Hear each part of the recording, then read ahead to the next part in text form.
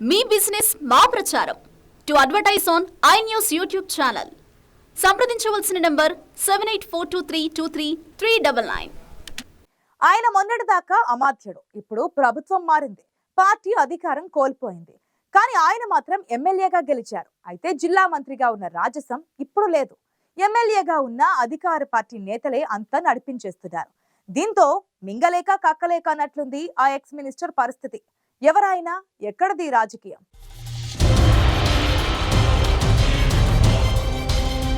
తెలంగాణ రాష్ట్రంలో కాంగ్రెస్ ప్రభుత్వం కొలువు తీరాక కొత్త రాజకీయం మొదలైంది. మొన్నటిదాకా అధికారం చెలాయించిన గులాబీ పార్టీ విపక్షానికే పరిమితమైంది. అధికారం మారాక కొన్ని నియోజకవర్గాల్లో అధికారుల పరిస్థితి అడకత్తెరలో పోకచెక్కలా మారింది. కొన్ని నియోజకవర్గాల్లో బీఆర్ఎస్, బీజేపీ ఎమ్మెల్యేలు గెలిచారు.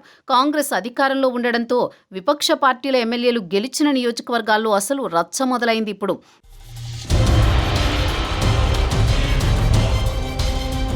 నిజామాబాద్ జిల్లా బాల్కొండలో మాజీ మంత్రి వేముల ప్రశాంత్ రెడ్డి బీఆర్ఎస్ ఎమ్మెల్యేగా ఉన్నారు. కానీ అక్కడ ఇప్పుడు నడిపిస్తోందంతా కాంగ్రెస్ నుంచి పోటీ చేసి ఓడిపోయిన ముత్యాల సునీల్ రెడ్డి అంటున్నారు.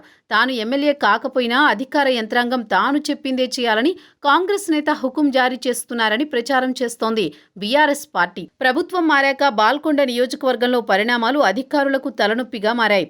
బాల్కొండలో ఎమ్మెల్యేగా గెలిచింది వేముల ప్రశాంత్ రెడ్డి, ఓడిపోయింది సునీల్ రెడ్డి. కానీ ఎమ్మెల్యే లెవెల్లో అంతా నడిపిస్తోంది మాత్రం సునీలే అంటున్నారు. ఓడిపోయినా తమ ప్రభుత్వమే అధికారంలో ఉండడంతో సునీల్ రెడ్డి బాల్కొండలో అధికారం చెలాయిస్తున్నారనే చర్చ జరుగుతోంది.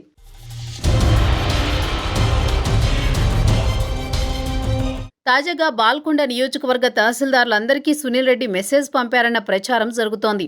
ఇకపై ఎవరూ ఎమ్మెల్యే చేతుల మీదుగా కళ్యాణలక్ష్మి, షాదీ ముబారక్ చెక్కులు పంపిణీ చేయొద్దన్నది ఆ మెసేజ్ సారాంశమట. స్పెషల్ ఆఫీసర్ల ద్వారానే ఆ పథకాలు అందించాలని సునీల్ రెడ్డి ఆదేశించినట్టు సమాచారం. దీంతో ఇదెక్కడి గోలరా బాబు అంటూ తల పట్టుకుంటున్నారట అధికారులు. ఈ పరిణామాలు రెవెన్యూ శాఖలో కలకలం రేపుతున్నాయి. ముందు నుయ్యి వెనుక గొయ్యిలా మారింది నియోజకవర్గంలో తహసీల్దార్ల పరిస్థితి.